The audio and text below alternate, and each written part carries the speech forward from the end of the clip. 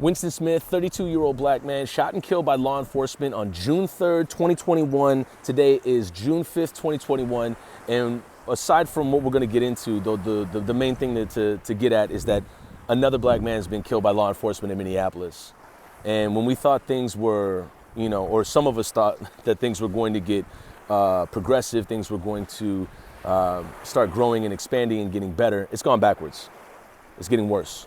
And so what we have is now state-sanctioned violence happening repeatedly. We're seeing it more happen within our community in Minneapolis and obviously within the United States, and the pattern of black men being predated upon disproportionately in the United States. And that's just the legacy of the country. So let's just get at that first. Secondly, the big issue everybody's talking about is that there was no body cam footage.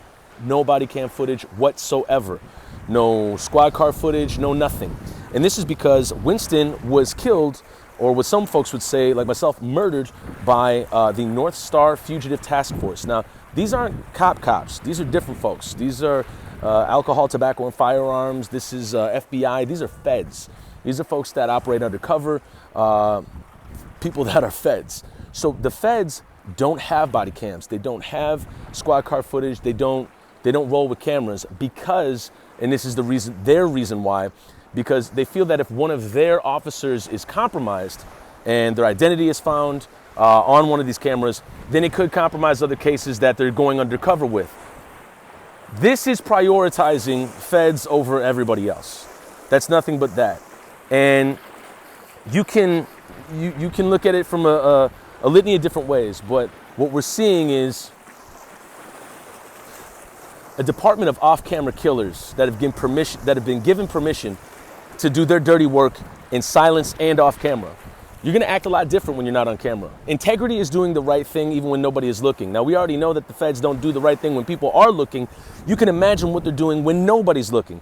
So, no body cams, no squad car footage, because they are the feds. And task forces don't have body cams or squad car footage. If people wanna correct me if I'm wrong, feel free to do so in the comments. Moving along, their narrative is that Winston produced a gun, to which I would then say, there's been plenty of white men that have produced guns and they've been apprehended alive.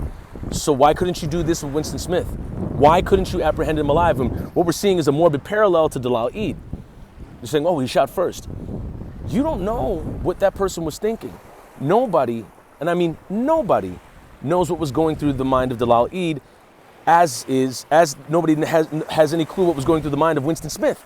When you're sitting in your car and a bunch of plainclothes officers pull up on you screaming with firearms out, you don't know if they're officers or not. And we'll never know if there were plainclothes officers or not pulling up on Winston Smith because there's no footage. You see how that works? There's no footage, there's no accountability, there's no trust. It's just, and if you thought that there was any modicum of trust or fiber of trust that was going to be sown between the city and law enforcement, it's gone. It's gone. You have a group of off-camera killers that are in town that took the life of another black man. The chief of police, Minneapolis Police Department, Arredondo, is throwing his hands up saying, I don't know what was going on. Somebody signed off on this.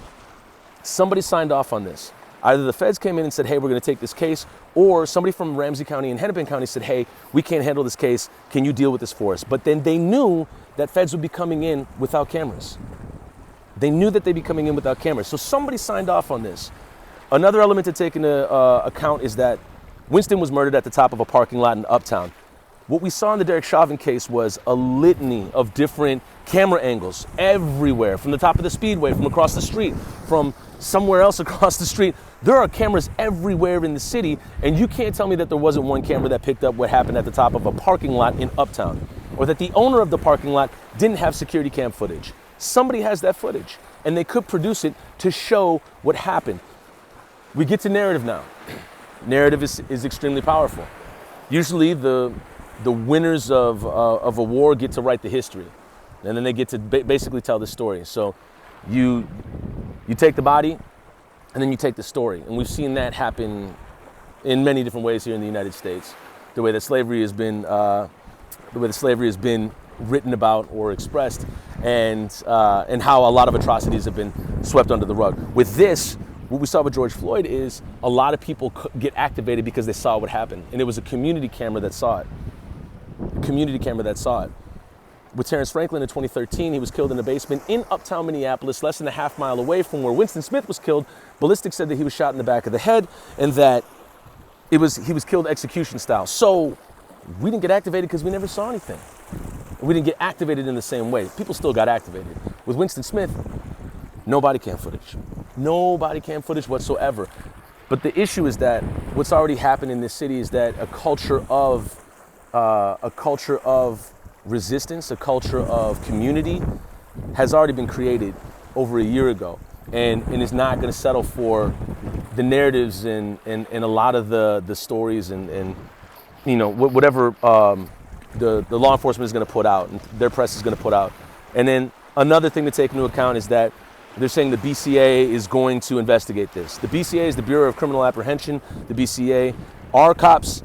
So then you have cops investigating cops. You can guess how that's going to go. They'll say, hey, they were going by the book. No harm done. This is really unfortunate, yada, yada, yada. John Elder will hold a press conference, basically be an apologist for the law enforcement, and then try to wrap up.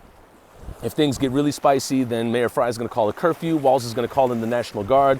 Do I think that's going to happen? Nah, I don't think so. But that has yet to present itself. At the end of the day, what you have is another family in mourning and being told that their son's life was justified in being taken by law enforcement. And they're expecting us to believe it. They're expecting you to believe it.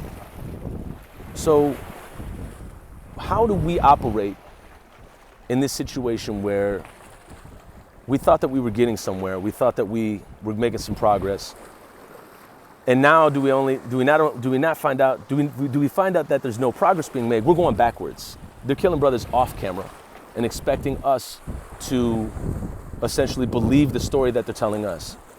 And at the end of this, what I'll wrap up saying is, and I said this before, plenty of white men have been apprehended alive. And if you're out there saying, you know, well, Winston Smith did this, that, and the third, and maybe you're even making stuff up and you just don't know what you're talking about, which is most likely the case, cool, we'll hypothetically go with that. Then fine, he deserves his day in court. Winston Smith deserves his day in court. Why can't he not get his day in court? He should be with us right now. Winston Smith should be alive right now. That is the point. That is the entire reality. Justice is living in a world where Winston Smith is still alive. And yet here we are once again, and we're getting the same rhetoric, narrative, and stories doled out to us to pacify us and make us believe that what happened was justified. The trust has not only been gone, but you can't expect these folks to tell you any modicum of truth nowadays. And at the end of the day, Winston should be alive right now. Winston should be here right now.